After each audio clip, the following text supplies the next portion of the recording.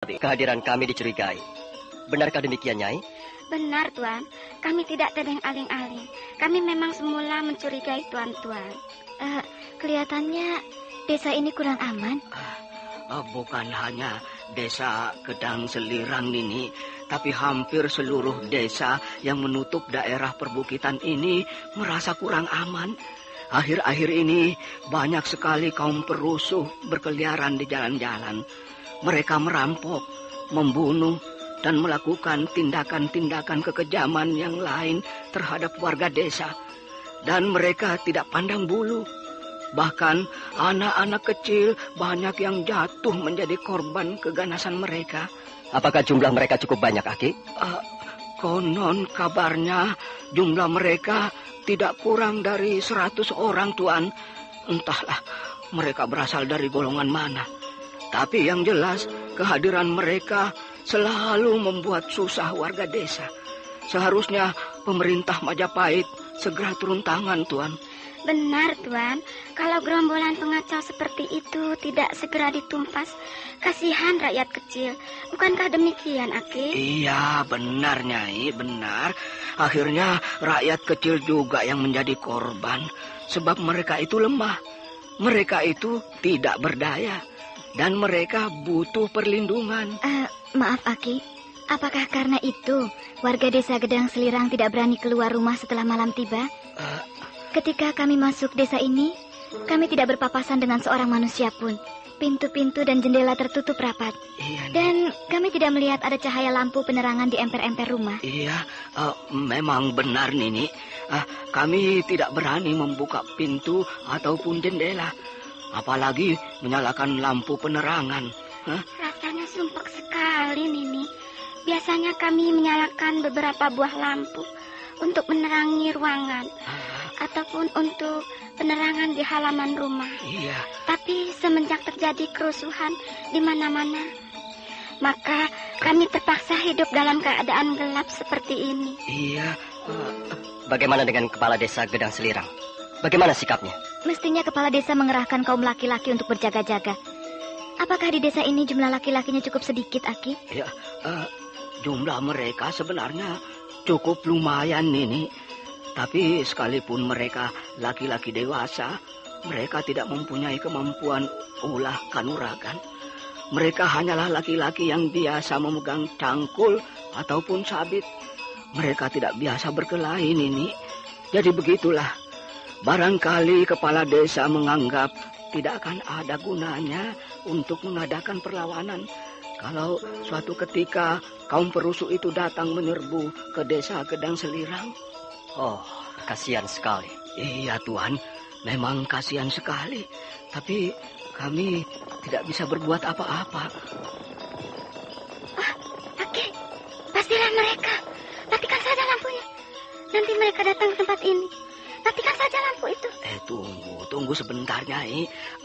Maaf, Tuan. Kita terpaksa bicara dalam keadaan gelap. Lampu ini harus segera dimatikan. Sebab kalau tidak, bisa mendatangkan kecurigaan mereka, Tuan. Tunggu, Aki. Tunggu dulu. Saya kira Aki dan Nyai tidak perlu merasa takut. Apa maksud Tuan? Kami tidak boleh merasa takut. Maaf, Tuan. Kami ingin bersikap wajar-wajar saja. Saya kira tak ada seorang pun warga desa Gedang Selirang tidak merasa takut, Tuan. Dan saya rasa kami tidak perlu merasa berani. Maaf, Aki. Kalau memang orang-orang itu nanti kembali lagi kemari, biarlah kami yang akan menghadapi mereka. Iya, Aki. Aki dan Nyai tidak usah gentar. Dan biarkan saja lampu itu menyala. Oh iya, apakah Aki masih mempunyai simpanan sedikit minyak jarak? Ada, Tuan, ada. Tapi untuk apakah minyak jarak itu?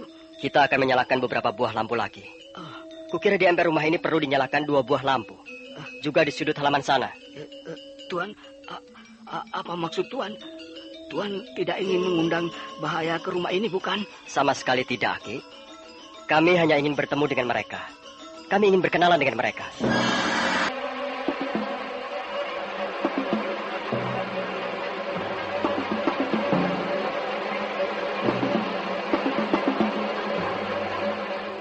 Dengan berat, Aki terpaksa meluluskan permintaan Arya Kamandanu. Dan setelah memperoleh minyak jarak, Arya Kamandanu dan Sakawuni melangkah keluar ke halaman. Sebentar kemudian, halaman sudah menjadi terang benderang. Arya Kamandanu dan Sakawuni kemudian kembali masuk. Tapi baru saja Sakawuni menutup daun pintu, mendadak kembali terdengar derap orang-orang berkuda, semakin lama semakin dekat.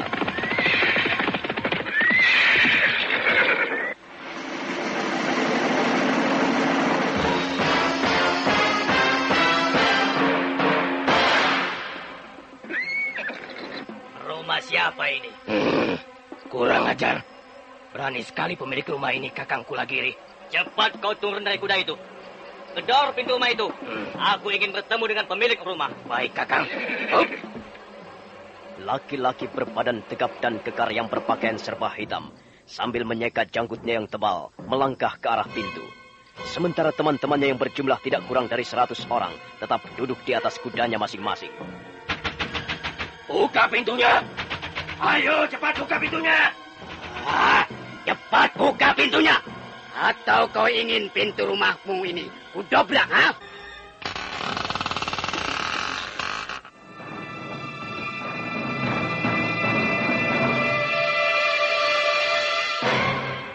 Monyet jelek.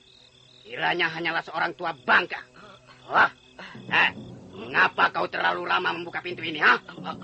Ampun, Tuan. Ampun. Kami takut, Tuan. Oh, takut? Apa yang kau takutkan, ha?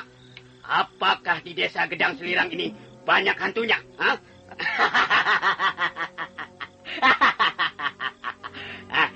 Kakang Kulagiri, bagaimana nih, Kakang? Akan kita apakan orang tua ini? Kau warga asli pedukuhan Gedang Selirang ini? Iya, Tuan. Asli. Kami adalah warga asli, Tuan. Kami adalah penduduk asli desa ini, Tuan. Cukup. Sekarang jawab pertanyaanku. Iya, Tuan. Jawab dengan tegas dan jangan berputar-putar. Dengan siapa kau tinggal di rumah ini? Dengan istri saya, Tuan. Iya, ini dia orangnya. Sini, Nyai, kemarilah. Ini, Tuan, istri saya. Hanya berdua saja? Ya, Tuan. Kami tinggal di rumah ini hanya berdua saja. Jangan bohong. Aku melihat ada bayangan manusia bergerak-gerak di balik dinding. Siapa mereka itu? Tidak ada siapa-siapa, Tuan. Itu mungkin bayangan lampu, Tuan. Tidak ada siapa-siapa. Hanya kami berdua saja, Tuan. Dua bangka masih mau berdusta. Kalian ingin mampus ya? Mengapa kalian tidak mengaku saja terus terang? Apakah perlu kita geledah isi rumahnya, Kakang Kulagiri? Tunggu perintahku. Bagaimana monyet tua? Masih tidak mau memberitahu keterangan yang benar? Aku bertanya, siapa yang tinggal bersamamu di rumah ini? Tidak ada, Tuan.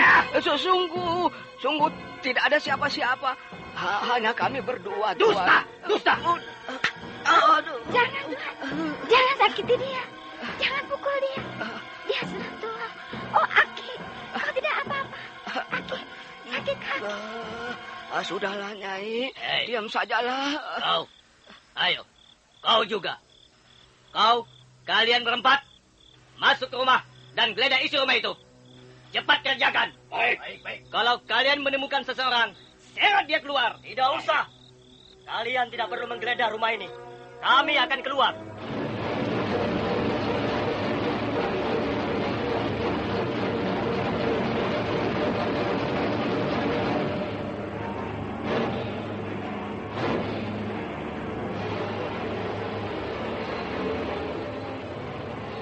Berdebah.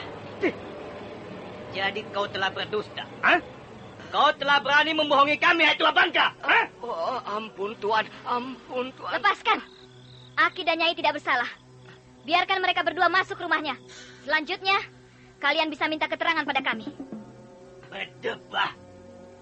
Aku juga tidak butuh sapi-sapi tua seperti ini. Ayo masuk. Iya, Tuhan. Ayo, Nyai. Kita masuk ke rumah, Nyai. Ya, Aki. Kita tidak usah ikut campur urusan ini. Aki dan Nyai segera beriringan masuk kembali ke dalam rumahnya.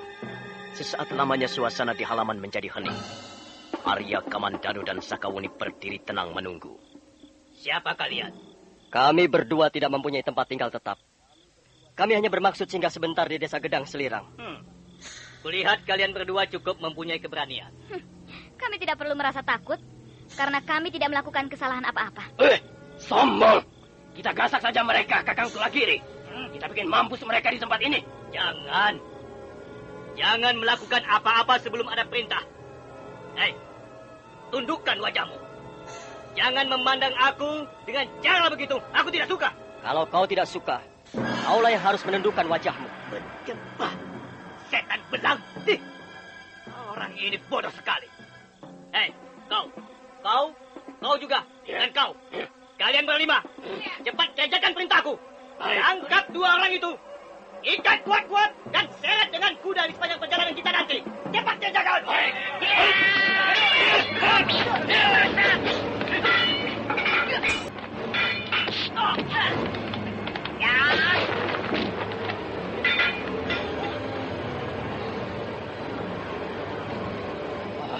Kakang Sulagiri.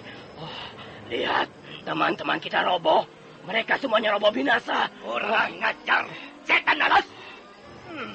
Mau pamer kepandaian ya? Ayo cepat.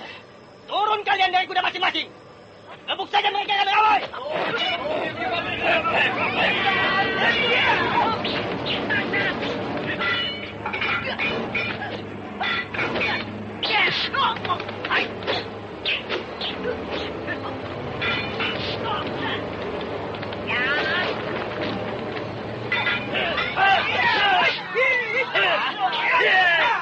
Arya Kamandanu dan Sakawuni segera mengamuk. Dengan jurus-jurus ilmu kanuragan naga puspa tahap kedua, Arya Kamandanu telah dapat merobohkan beberapa orang lawannya. Demikian pula Sakawuni. Dengan jurus-jurus angin lengan seribunya, pendekar wanita itu membuat musuhnya terjungkal kalang kabut. Hanya dalam waktu yang tidak terlalu lama, mereka berdua sudah dapat membinasakan puluhan orang.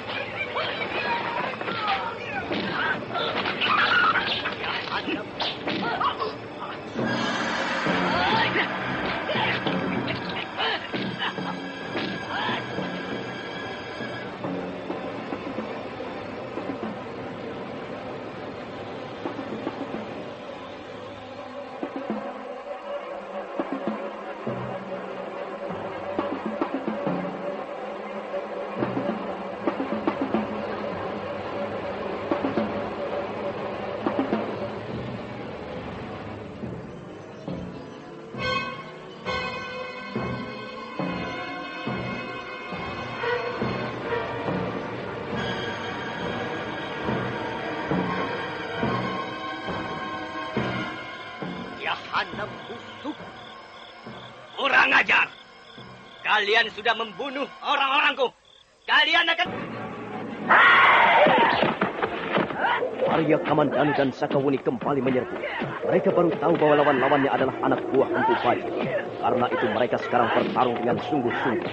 Dalam 2 gebrakan awal, Arya Kamandanu sudah membuat 3 orang musuhnya jatuh berkelojotan. Demikian pula Sakawuni. Jurus-jurus angin lengan seribunya yang dahsyat segera berkeliaran mencari sasaran.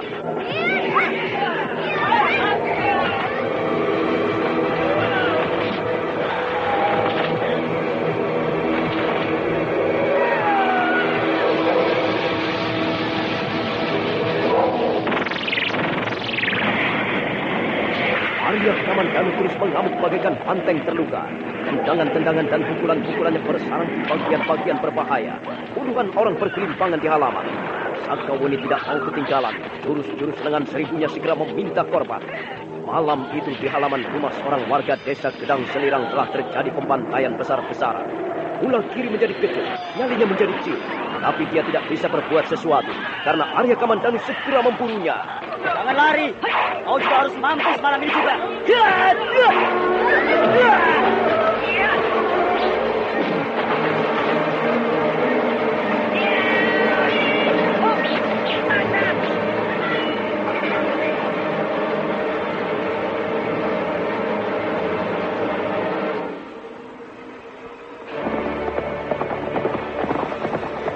Arya Kamandanu dan Sakawuni berhasil menyelesaikan pertarungan dengan baik. Musuh-musuhnya binasa dan mayat-mayat mereka bergelimpangan di halaman. Sebagian ada yang jatuh menimpa pagar. Sebagian yang lain ada yang meringkuk di pojok-pojok halaman ataupun menggelepar di atas semak belukar. Sementara kuda-kuda tunggangan mereka berlarian ke sana kemari. Seorang yang berhasil lolos, Kamandanu. Biarkan saja dia. Perburuan kita tidak akan berhenti sampai di sini. Oh, itu Aki dan Nyai datang.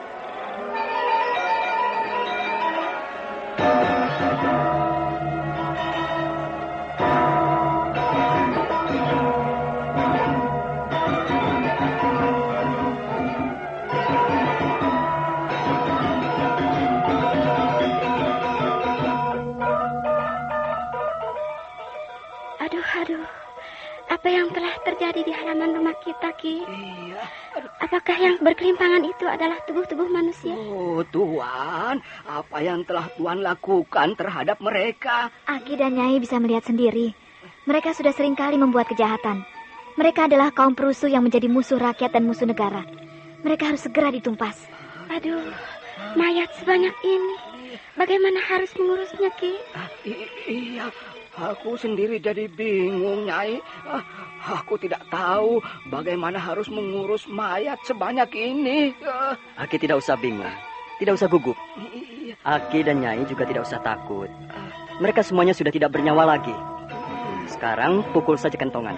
Kumpulkan warga desa dan ajak mereka mengurus mayat-mayat ini. Kita nanti bisa celaka, Ki. Kalau teman-teman mereka datang, apa yang akan kita lakukan? Iya, Nyai. Aku juga berpikir begitu. Mereka ini pasti mempunyai teman-teman. Dan teman-temannya pasti akan marah. Aki dan Nyai tidak usah khawatir. Kalau toh mereka mempunyai teman-teman, kami pun akan membereskan mereka semuanya. Tuan, mau kemana kau, Tuan? Kami mau mencari teman-teman mereka, Aki. Kami takut teman-teman mereka marah dan kembali datang ke desa Gedang Selirang. Karena itu, kami akan mencari mereka sampai ketemu. Nah, selamat malam, Aki. Kami harus segera pergi. Mengapa harus buru-buru, Tuan? Kami mempunyai tugas-tugas yang penting, Aki. Kami tidak bisa lama-lama berada di desa Gedang Selirang ini. Nah, kami minta diri. Hebat sekali dua orang itu. Hanya berdua mereka dapat membereskan penjahat sebanyak ini. Wah, aku hampir tidak percaya, Nyai. Aku juga, Ki. Aku hanya mendengar suara gedebak, but.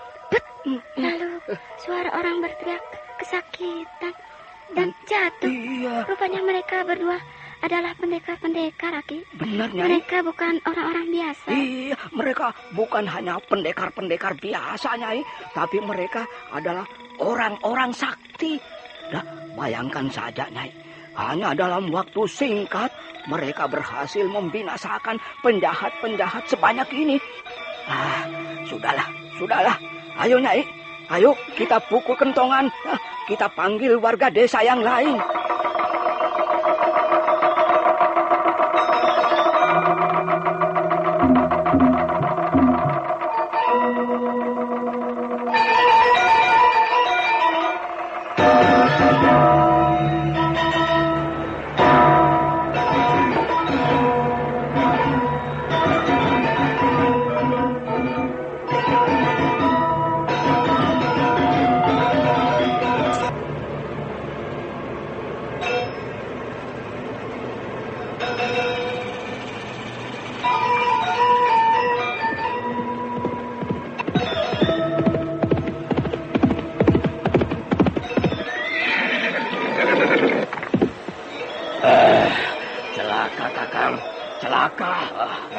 Ada apa? Mengapa kau datang tergopoh-gopoh, ha? Di mana Kulagiri pimpinanmu, ha? Kakang Kulagiri terbunuh. Apa? Kulagiri terbunuh? Iya. Siapa yang berani membunuhnya? Kami semuanya terbunuh. Kakang Jata Gimbal, kami telah bertarung dengan dua pendekar di desa Gedang Selirang. Dua orang pendekar itu ternyata mempunyai kemampuan ilmu kanuragan yang tinggi. Kami tidak dapat menangkapnya. Bahkan kami semuanya terbunuh, Kakang. Aku sendiri dalam keadaan terluka dan berhasil meloloskan diri. Memalukan sekali. Dua orang pendekar itu harus dicincang sampai mampus. Rupanya mereka menyusul, Kakang. Apa yang akan kita lakukan, Kakang? Itulah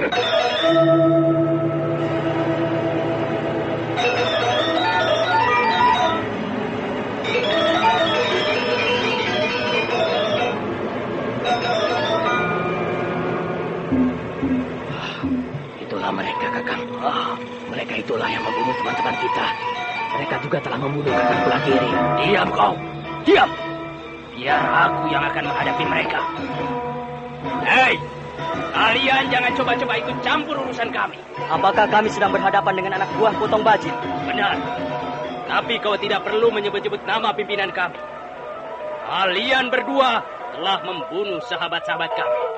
Bahkan kalian telah membunuh salah seorang di antara pimpinan kelompok kami. Apakah memang benar demikian? Kalau yang kau maksudkan adalah kaum perusuh yang membuat onar di desa Gedang Selirang, maka jawaban kami adalah benar. Benar, kami yang telah membunuh mereka. Kami yang telah membinasakan mereka semuanya.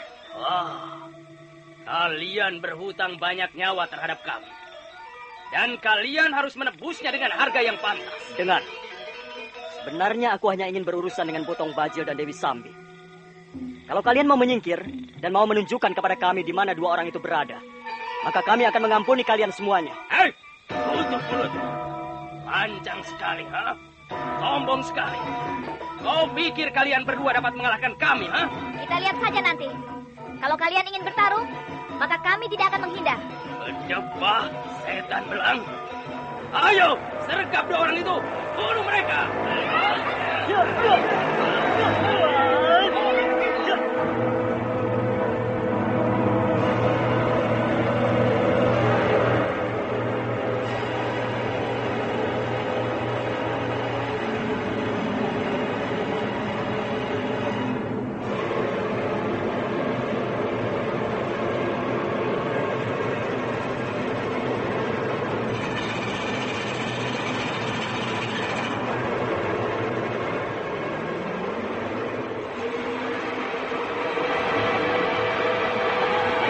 Kembali Arya Kamandanu dan Sakawuni mengamuk. Dalam beberapa jurus mereka berdua telah dapat merobohkan lebih dari 10 orang. Jata Gimbal terkejut. Tapi Jata Gimbal adalah bekas penjahat yang sudah banyak mempunyai pengalaman berkelahi. Dan dia merasa malu untuk mengakui kelemahannya. Karena itu dia segera mendengus dan berteriak lantang kepada anak buahnya. Ayo, jangan berkelahi seperti perempuan, ha? Sikat mereka, gasak mereka. Jangan kasih kesempatan mereka untuk bermain lompat-lompatan. Ayo serang mereka.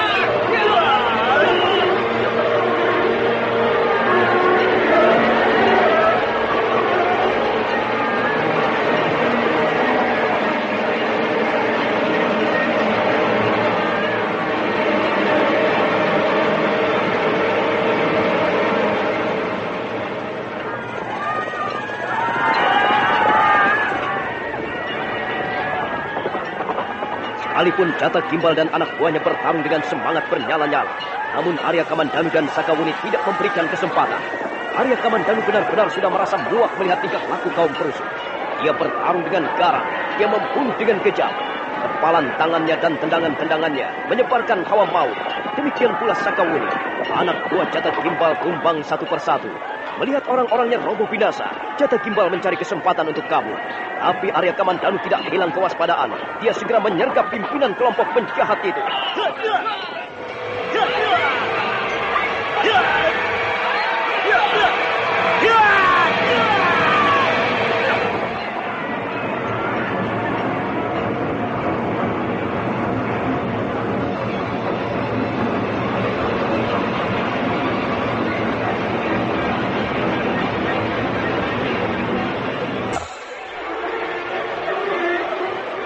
Lari kemana kau? Hah? Aduh, Bihung. Patahkan saja tulang-tulangnya. Itulah upah perbuatan jahatmu selama ini. Ampun, lepaskan tanganku. Rupanya kau masih juga bisa merasakan sakit. Kalau memang kau bisa merasakan sakit, mengapa kau selalu menyakiti orang? Hah? Aduh, ampun. Sakit sekali. Lepaskan tanganku. Aduh, Bihung. Akan kulepaskan, asal kau mau memberikan keterangan yang benar padaku. Apa yang ingin kau ketahui? Aduh, keterangan apa yang kau inginkan dariku? Aduh, Bihung. Di mana letak sarangnya persembunyian Pubajil sekarang? Aduh, aku tidak tahu. Aku tidak tahu. Dusta! Aduh, ampun, sakit. Baiklah. Aku akan memberikan keterangan padamu. Tapi lepaskan dulu tanganku. Jangan, Kamandanu. Jangan dilepaskan. Penjahat ini licik. Dia pasti akan berusaha untuk kabur. Jangan dulu dilepaskan sebelum dia memberikan keterangan. Cepat katakan. Katakan di mana letak persembunyian Pubajil dan Dewi Sambi. Iya. Di sana. Di sana. Di mana? Katakan cepat. Atau kupatahkan tulang-tulangmu. Atau kuremukan batok kepalamu. Hah? Di sana. Di sebuah bukit. Di mana? Katakan yang jelas. Di bukit mana? Di sana. Di bukit. Maksudku di puncak Gunung Wayang. Di puncak Gunung Wayang? Iya. Di mana itu? Aduh, masih cukup jauh letaknya dari sini. Jangan keras-keras, sakit. Gunung Wayang letaknya masih cukup jauh dari sini. Kalian harus menyeberangi beberapa buah bukit lagi. Wuni, apakah kita bisa mempercayai keterangannya? Agaknya dia tidak berbohong, Kamandanu. Aku tahu, memang ada bukit yang bernama Gunung Wayang. Aku tahu letaknya.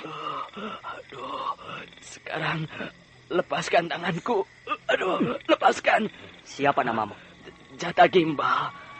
Sudah berapa lama kau ikut kelompok Pubajil? Sudah cukup lama juga. Aduh, cepat lepaskan tanganku. Sakit sekali. Dengar, Jata Gimbal. Lihatlah. Teman-temanmu sudah binasa. Mayat-mayat mereka bergelimpangan tak tentu arah.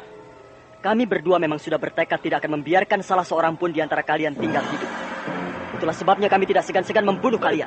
Tapi kalian tidak akan membunuh aku, bukan? Kau harus malu, Jata Gimbal. Kau harus malu pada anak buahmu. Kalau kau mau menjadi pimpinan yang baik, kau harus mati lebih dulu sebelum anak buahmu itu mati. Itulah pimpinan yang baik. Itulah pimpinan yang bertanggung jawab. Jangan melarikan diri dari kesulitan. Jangan menjerumuskan anak buahmu ke pintu kematian, sementara kau sendiri mencari keselamatan hidup. Apa maksudmu? Kau tidak akan membunuh aku, bukan? Lihat, Jata Gimbal. Lihat ke bawah sana. Kau tahu ada apa di bawah sana? Apa maksudmu? Aku tidak mengerti. Aku hanya dapat melihat jurang yang hitam. Benar. 3 langkah dari tempat kita berdiri, ada sebuah jurang yang cukup dalam. Aku dapat mencium kedalaman jurang itu dari tempat ini. Tentu sangat mengerikan untuk terjun ke bawah sana. Dasar jurang itu pastilah dingin sekali. Dingin dan keras. Dingin, keras, dan gelap. Jata Gimbal! Kalau kau kubiarkan hidup, kau tidak akan sembuh dari penyakitmu. Sebaiknya kau mampus. Nah, susulah teman-temanmu, Jata Gimbal.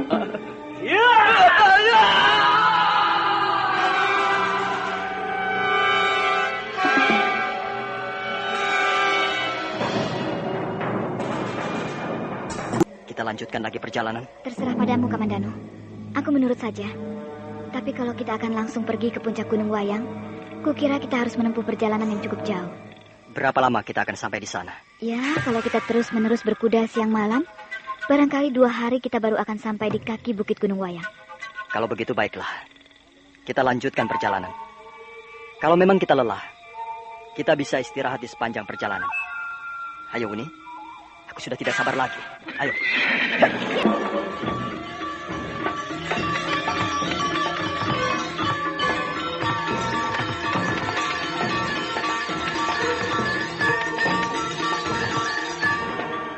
Arya Kamandanu dan Sakawuni memacu kudanya menembus kegelapan malam.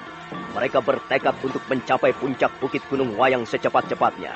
Mereka terus berkuda melewati berbagai desa. Mereka juga berkuda menyusuri daerah perbukitan.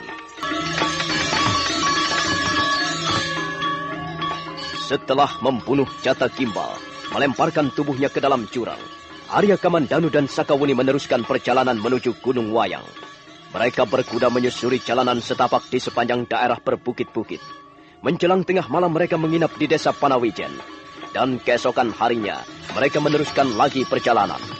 Hampir sehari penuh mereka duduk di atas punggung kudanya masing-masing. seorang warga desa Panawijen memberikan petunjuk jalan menuju Gunung Wayang.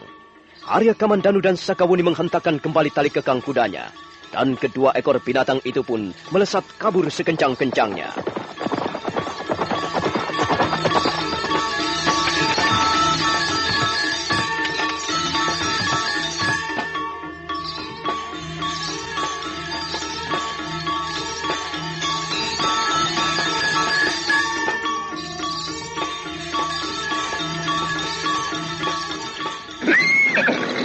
Inilah bukit yang kita tuju, Kamandanu. Lihatlah, dinding-dinding bukit terjal dan curam. Dan lihatlah, banyak sekali pohon cemara dewa tumbuh di sekitar lereng bukit itu. Iya, benar Sakawuni. Inilah bukit Gunung Wayang. Sebaiknya kita tinggalkan saja kuda-kuda kita di tempat ini. Iya, kita teruskan saja perjalanan dengan kaki. Di samping lebih mudah, kita bisa menyusup kemana-mana.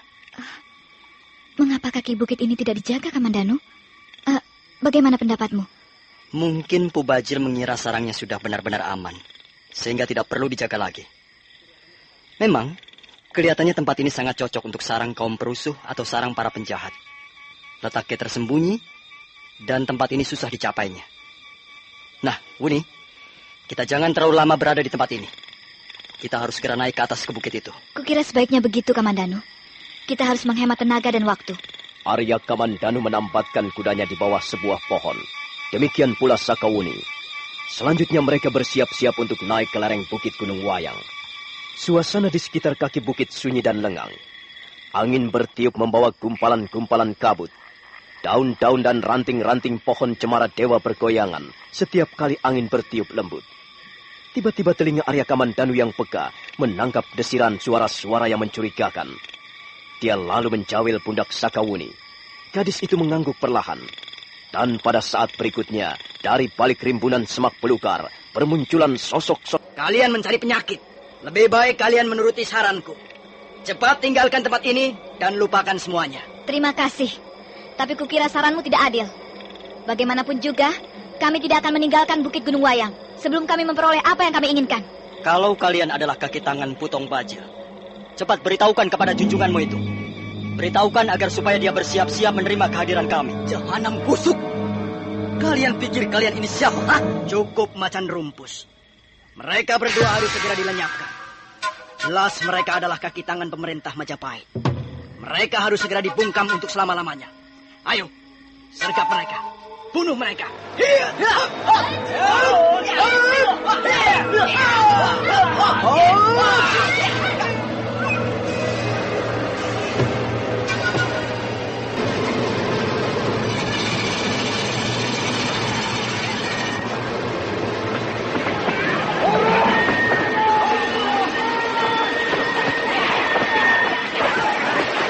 Mereka seluruhnya berjumlah sekitar 60 orang. Mereka segera menyerbu ke arah Arya Kamandanu dan Sakawuni. Perkelahian sengit pun terjadi. Suasana di kaki Gunung Wayang menjadi hingar-bingar. Kembali Arya Kamandanu melawan. Dia bertarung dengan galak. Demikian pula Sakawuni.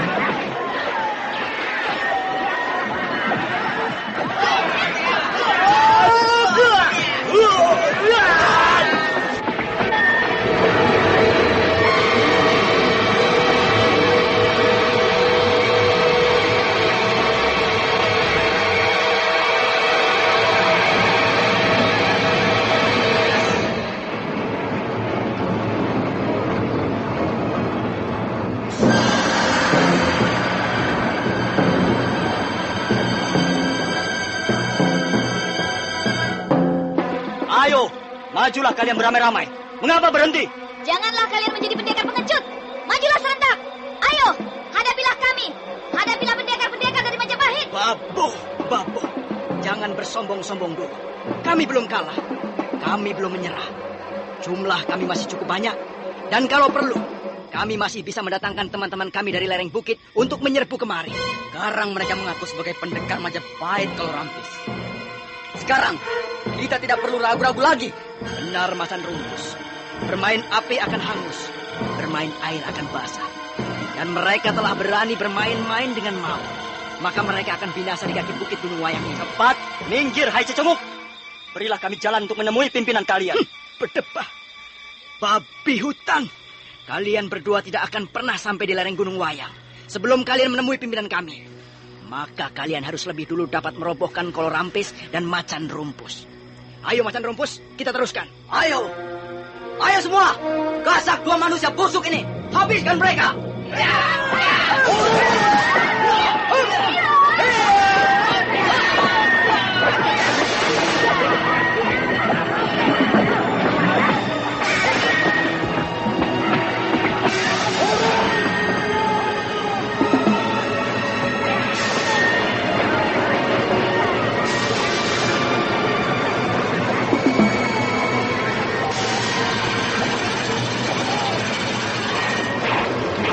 Kembali mereka menyerbu. Kembali terjadi pertarungan sengit.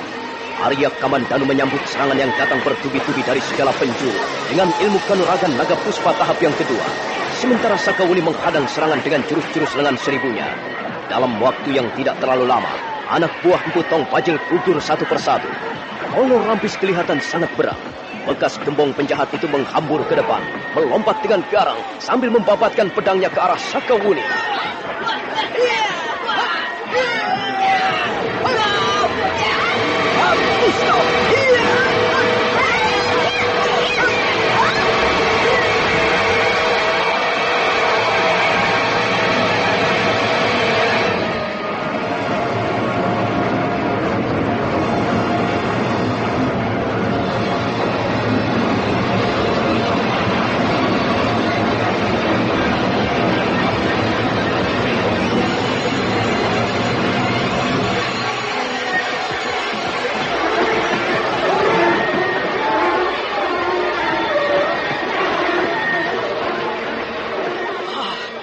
Kurang ajar.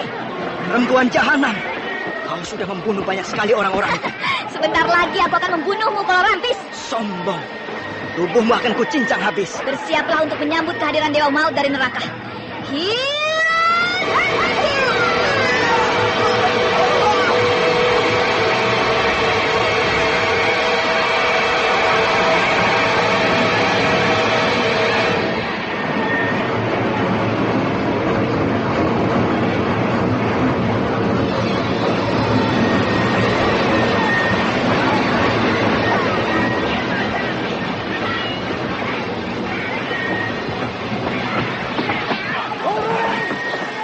Setelah melompat mundur 3 tindak, Sakawuni memutar-mutar kedua belah lengannya, kemudian menutupkan kedua belah telapak tangannya di telinganya. Saat berikutnya dia mendengar suara angin menderu-deru, dan suara itu semakin lama semakin mendekat, semakin kencang. Sementara Kolor Rampis berjaga-jaga dengan menggenggam 9 pedangnya yang ukurannya sangat besar.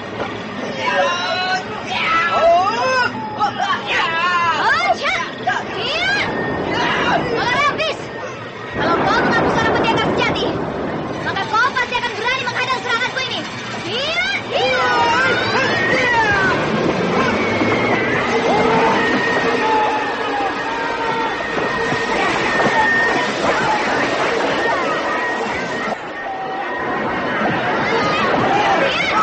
Kolor Rampis sudah berhasil kubinasakan, Kamandanu. Sekarang lihat, akan kubuat mereka porak-poranda.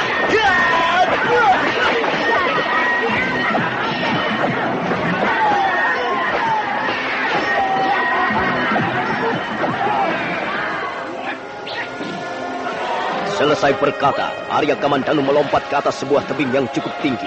Setelah memejamkan matanya sejenak, Arya Kamandanu mendengus keras.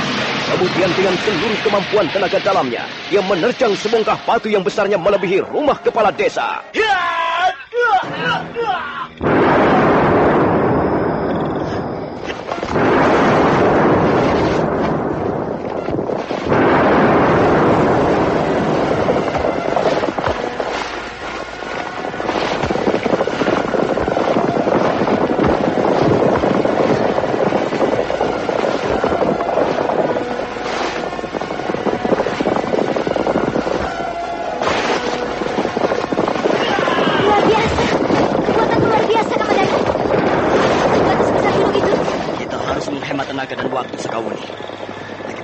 Muak. Aku tidak ingin berlama-lama melayani mereka. Mereka seluruhnya binasa. Mereka terkubur hidup-hidup dalam runtuhan batu. Itulah ganjaran dari perbuatan mereka. Kita tidak perlu menyesalinya. Tapi nampaknya orang yang bernama Macan Rumpus itu berhasil melarikan diri ke atas lereng bukit. Kalau begitu untuk apa kita tunggu terlalu lama, Wuni? Ayo kita susul dia. Anak, Sambi akan memberiku seorang anak. Hampir aku tidak bisa mempercayainya. Sambi akan memberiku seorang bayi, dan aku mendambakan bayi laki-laki. Laki-laki atau perempuan, dia adalah darah daging kita, Kakang. Oh, tentu saja. Tapi aku senang kalau dia laki-laki. Kalau dia nanti lahir laki-laki, dia harus seperti bapaknya. Dia harus menjadi pendekar sakti Mandraguna. Pasti. Aku sendiri yang akan melatihnya ulah kanuragan. Aku yang akan melatihnya mendalami aji segara geni. Dan dia nanti akan mewarisi senjata ajaib ini, pedang naga puspa. Tapi itu masih cukup lama, Kakang Bajil. Sekarang kandunganku baru berjalan 3 bulan. 6 bulan lagi aku baru akan melahirkan bayiku. Oh, Bayimu. aku gembira mendengarnya, Sambi. Aku gembira dan bahagia. Semula aku mengira bahwa Dewi Sambi adalah perempuan gabuk, mandul. Tapi ternyata dugaanku keliru. Ternyata di samping cantik, di samping kebolehanmu memainkan jurus-jurus tapak wisa, maka kau pun adalah seorang perempuan yang subur. Kau sawah yang subur. Dan kau pun subur, Kakang Bajil. Benihmu adalah benih yang bagus. Oh, benih unggul. Benih unggul jika ditanam di sawah yang subur, maka dia akan tumbuh dengan sempurna. Dia nanti akan menjelma menjadi suatu perwujudan kehidupan yang sempurna. Sambi, Ada apa, Kakang Bajil? tolong pijit-pijit punggungku. Sudah beberapa hari ini aku tidak merasakan pijitan-pijitan tanganmu yang menghanyutkan. Coba kau pijit-pijit punggungku ini, rasanya pegal sekali. Sepertinya sekarang kau menjadi manja, Kakang Bajil. Diamlah, Sambi. Ayo cepat, pijitlah punggungku ini. Iya. Apakah aku harus tidur tengkurap? Iya, tidurlah. Tidurlah di pangkuanku, Kakang. Dan aku akan segera memijit punggungmu. Brengsek. Siapa itu berani mengetok pintu rumahku?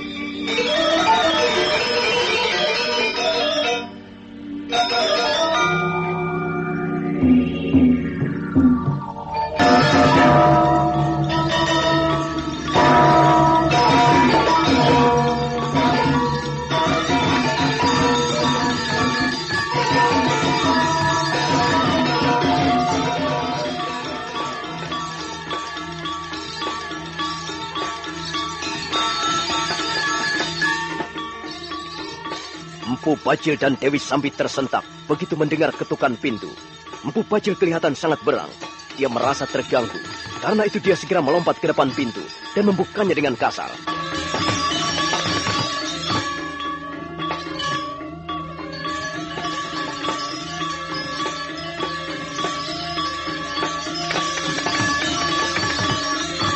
Nah, bagaimanakah kisah selanjutnya? Apa yang akan terjadi di lereng bukit Gunung Wayang? Apakah Arya Kamandanu dan Sakawuni akhirnya dapat merampungkan tugasnya dengan baik? Dan bagaimana kisah pertarungan di lereng bukit? Saudara pendengar, silakan menunggu seri berikutnya. Sampai jumpa.